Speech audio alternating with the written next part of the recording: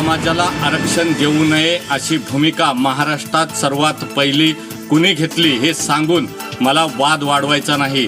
आता काही लोक मराठा समाजाला आरक्षण द्या असं म्हणतायत, तशी मागणीही करतायत, अशी प्रतिक्रिया उदय सामंत यांनी दिली।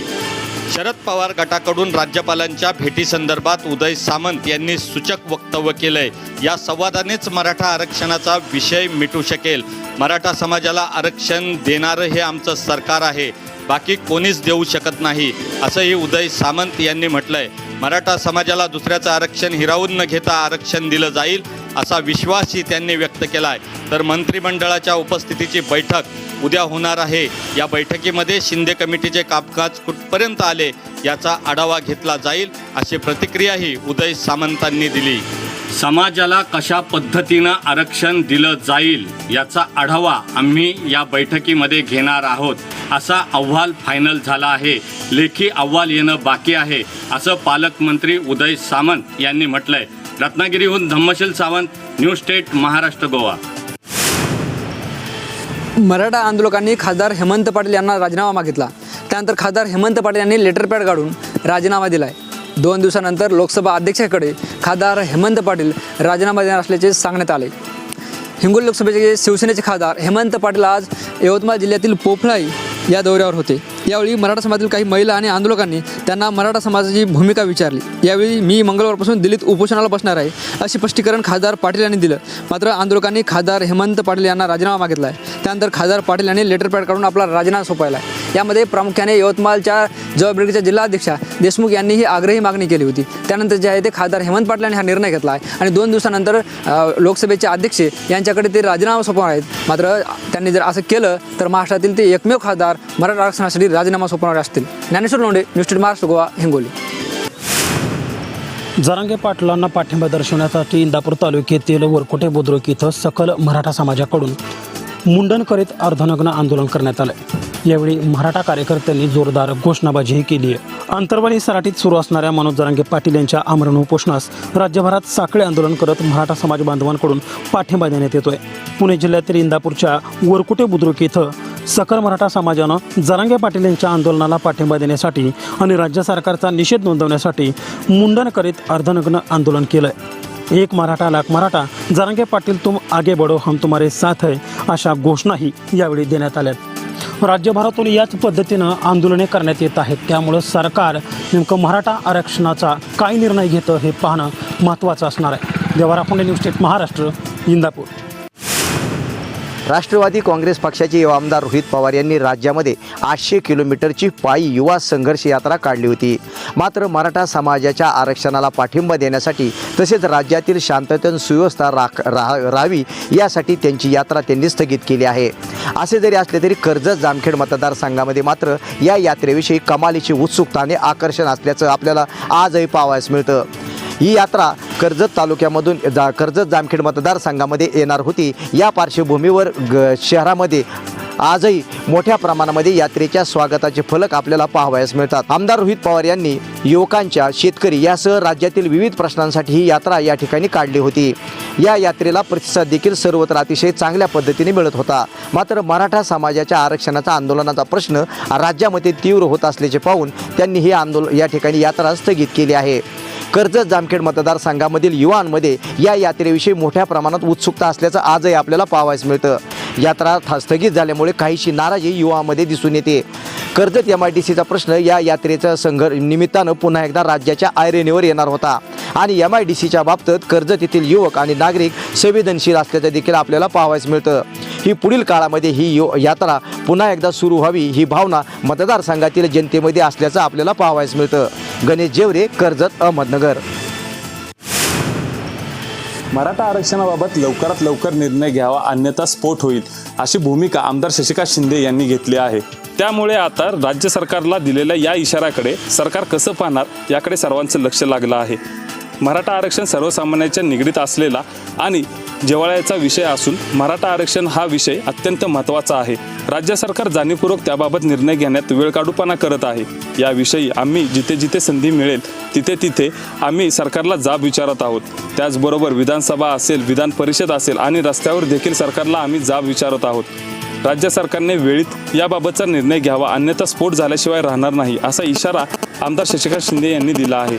राज्यभरातील अनेक गावांमध्ये मराठा समाजाने आक्रमक होत नेत्यांना गावबंदी केली आहे. यानंतर आता नेते मंडळी ही सरकार दरबारी मराठा आरक्षणासंदर्भात मागणी करताना आपल्याला पाहायला मिळत आहे. कॅमेरामॅन ओमकारसह वैभव बोडके, न्यूज स्टेट महाराष्ट्र, सातारा. वसमत येथे मराठा आंदोलकावर गुन्हे दाखल करण्यात आलेत. बसवरील शासकीय जाहिरातीला काळेपासून निषेध व्यक्त केल्याने ही कारवाई करण्यात आली आहे. काल दुपारी वसमत बसस्थानक परिसरात काही मराठा समाजातील तरुणांनी उभ्या असलेल्या बसवरील शासकीय जाहिरातीला काळे फासलं होतं.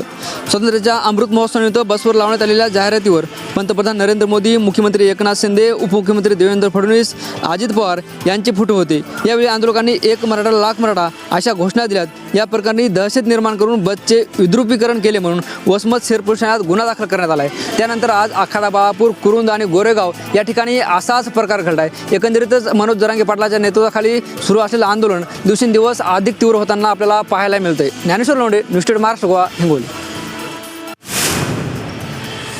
मराठा समाजाची परिस्थिती आरक्षण नसल्यामुळं बिकट झाली आहे. या समाजाच्या प्रगतीसाठी आरक्षण मिळणे ही काळाची गरज आहे.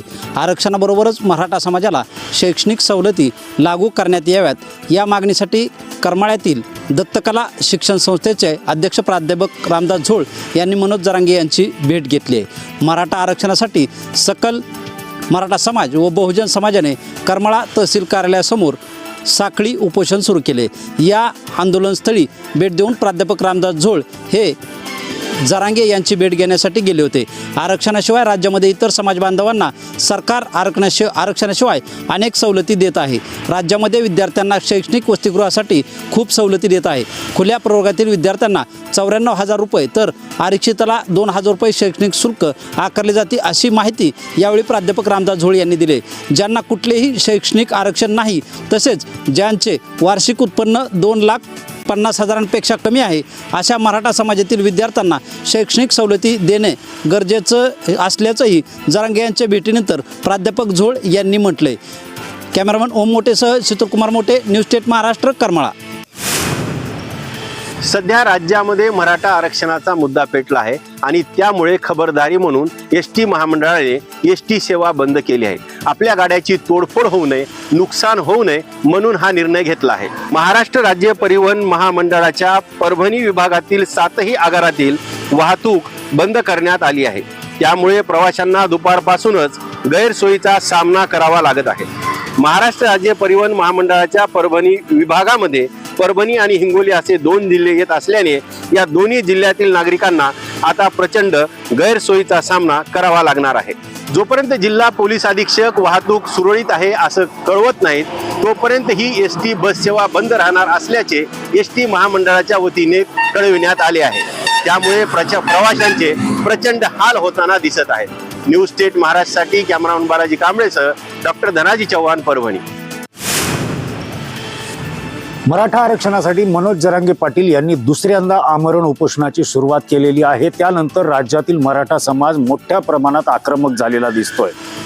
अनेक गावांमध्ये नेत्यांना गावबंदी केली जात आहे तर कुठे नेत्यांच्या गाड्यांवरती नियमाचं उल्लंघन केल्याप्रकरणी दगडफेक केली जाते आहे.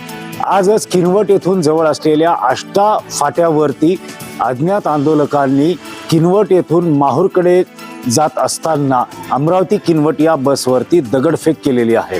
यामध्ये सुदैवानं कुठल्याही प्रवाशाला इजा झाली नाही. मात्र हे आंदोलन आता हिंसक होतंय की काय अशी भीती अनेकांना वाटू लागली आहे. आता मनोज जरांगे पाटलाच्या उपोषणानंतर आक्रमक झालेल्या मराठा समाजाची स्थिती बघून राज्य सरकार आरक्षणाबाबत काय निर्णय घेतं हे पाहणं महत्त्वाचं आहे. याशिवाय राज्य सरकारने मराठा आरक्षणासाठी काही निर्णय जरी घेतला तर खरंच मराठा समाज ते स्वीकारेल का हे देखील पाहणं तितकंच महत्त्वाचं असणार आहे. Yogesh Latkar, news state Maharashtra, Nanded. मराठा आरक्षणाच्या मुद्द्यावरून मनोज जरांगे यांनी पुन्हा एकदा उपोषण सुरू केले. याशिवाय राज्यात मराठा समाज पुन्हा आक्रमक होताना पाहायला मिळतोय. याच मुद्द्यावरून आंदोलकांनी नारायण राणे यांच्या प्रतिमेला जोडे मारो आंदोलन केले. मराठा आरक्षणासाठी मनोज जरांगे पाटील यांनी सुरू केलेल्या उपोषणाला पाठिंबा देण्यासाठी अहमदनगर जिल्ह्यातील नेवासा शहरात सकल मराठा समाज बांधवांच्या वतीने काल शनिवारपासून साखळी उपोषण सुरू करण्यात आले. या साखळी उपोषणाच्या दुसऱ्या दिवशी संतप्त झालेल्या मराठा आरक्षक आंदोलकांनी भाजपचे नेते नारायण राणे यांच्या प्रतिमेला जोडे मारून प्रतिमेचे दहन करण्यात आले। यावेळी संतप्त झालेल्या मराठा आंदोलकांनी नारायण राणे यांच्या मुर्दाबादच्या घोषणा करून निषेध व्यक्त केला। यामुळे आता सरकार आरक्षणावर काय भूमिका घेते हेही पाहणे महत्त्वाचे असणार आहे। Shankar Nabde, news state Maharashtra, Nevasa. जिल्हा होऊ पाहणाऱ्या मालेगाव शहरातले 200 खाटांचं सामान्य रुग्णालय येथील कर्मचाऱ्यांच्या मुजोरीमुळे सध्या चर्चेत आहे।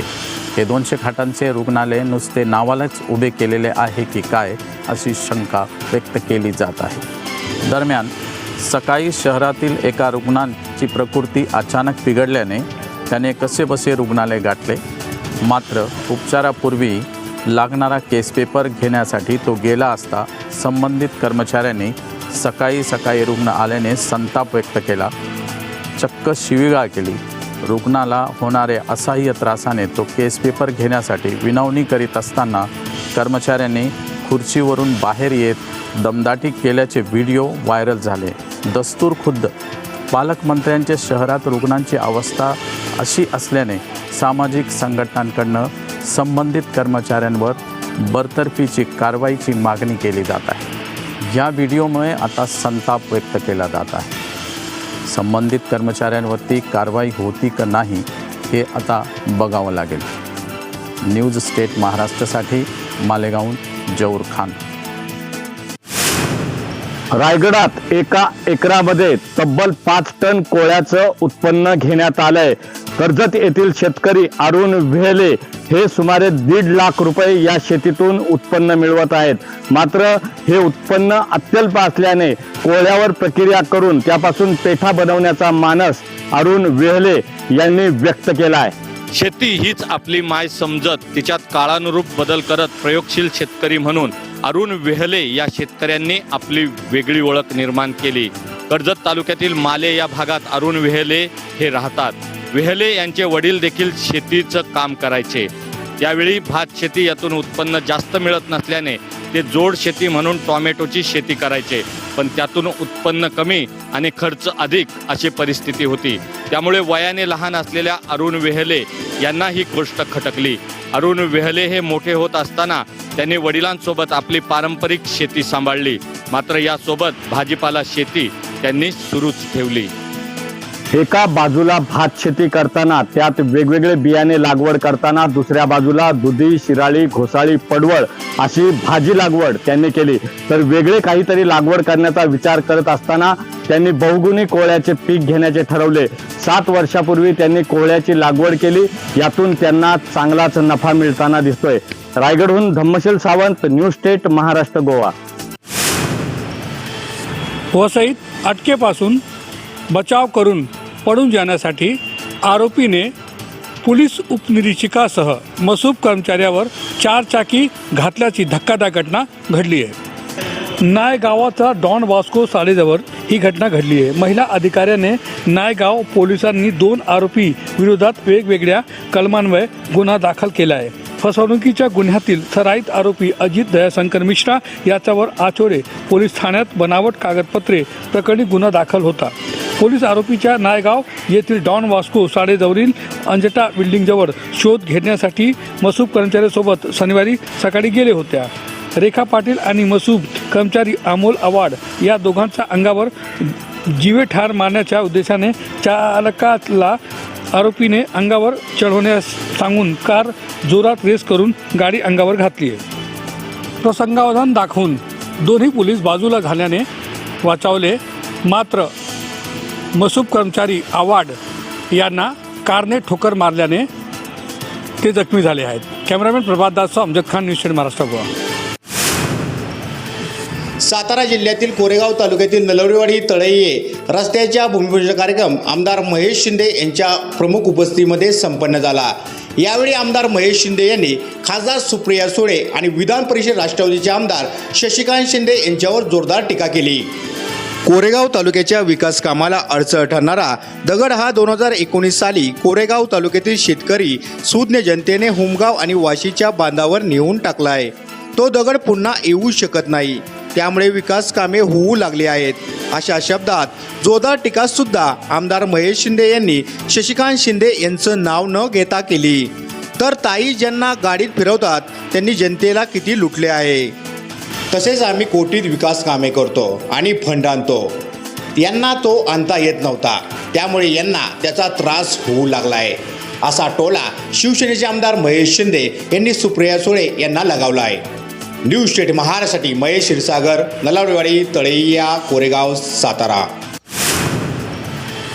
विद्यार्थी घडविणाऱ्या शिक्षकांचे ज्ञान देखील अद्ययावत राहावे यासाठी जिल्हा शिक्षण आणि प्रशिक्षण संस्थेकडून वर्षभरात शिक्षकांना अनेक प्रशिक्षणे दिली जातात. ही प्रशिक्षणे अनुभवावर आधारित असावी यासाठी जिल्हा शिक्षण आणि प्रशिक्षण संस्थेमध्ये कला कक्ष आणि इतिहास कक्ष उभारण्यात आला आहे. विषयांच्या शिक्षकांनी या कक्षाचे उभारणीत भूमिका बजावली आहे. इथल्या इतिहास कक्षात सध्या चर्चेत असलेल्या छत्रपती शिवाजी महाराजांच्या वाघनखांची प्रतिकृती देखील ठेवण्यात आली आहे. शिवाजी महाराजांच्या ऐतिहासिक आठवणीने इतिहास कक्ष सजवण्यात आला आहे. तर संगीत, चित्रे आणि वारली पेंटिंगने कला कक्षात भर टाकली आहे. शिक्षक हा विद्यार्थ्यांना शिकवितो, त्यावेळी शिक्षकाला देखील प्रशिक्षणात अनुभव शिक्षण असले पाहिजे, हाच या दोन्ही कक्ष तयार करण्यामागे हेतू आहे. विविध कलाकृती, चित्र, पेंटिंग, संगीत, साहित्य आकर्षित करणारे ठरत आहेत. नवीन शैक्षणिक धोरणानुसार कला विषयामध्ये चित्र, शिल्प, गायन, वादन, नृत्यनाट्य अशा 6ही कलांचा समावेश करण्यात आला आहे. या सर्व कलांना अनुसरून कला कक्षाची निर्मिती करण्यात आली आहे. Nilesh बंगाले, news state Maharashtra, Wardha.